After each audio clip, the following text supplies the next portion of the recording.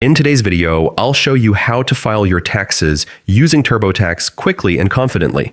Start by visiting the official Turbotax website and signing in or creating an account if you're new. Once logged in, you'll land on the homepage where you can access all your tax tools. Begin by reviewing your previous entries to ensure everything is accurate. Then set up your personal profile, entering details like your name and social security number correctly, as this forms the backbone of your filing. Next, report your income by entering details from your W-2s and any T99 forms.